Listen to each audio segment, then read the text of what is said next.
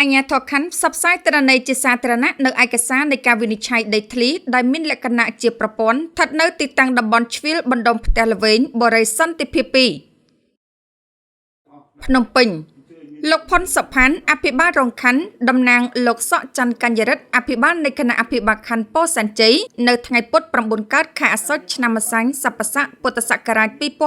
2569ត្រូវនឹងថ្ងៃទី1ខែតុលាឆ្នាំ2025បានអញ្ជើញជាអធិបតីក្នុងពិធីបិទផ្សាយទិន្នន័យជាសាធារណៈនៅឯកសារនៃការវិនិច្ឆ័យដីធ្លីដែលមានលក្ខណៈជាប្រព័ន្ធស្ថិតនៅទីតាំងតំបន់ជ្រៀលបណ្ដុំផ្ទះល្វែងបូរីសន្តិភាព2ក្នុងភូមិដំណាក់ត្រយឹងសង្កាត់ចំចៅ2ខណ្ឌពោធិ៍សែនជ័យរាជធានីភ្នំពេញ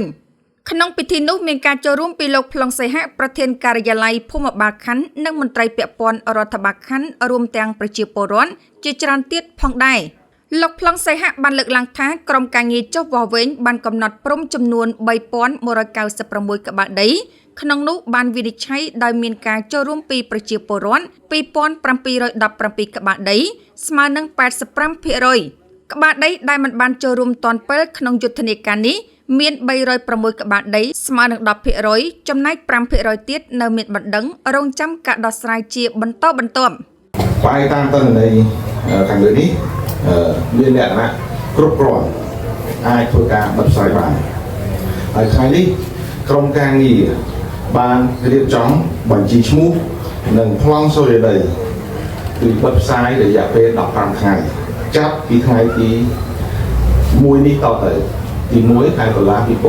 2025រហូតដល់15តុលា2025ដោយគិតទាំងថ្ងៃសៅរ៍ថ្ងៃអាទិត្យថ្ងៃបុណ្យទានផងដែរ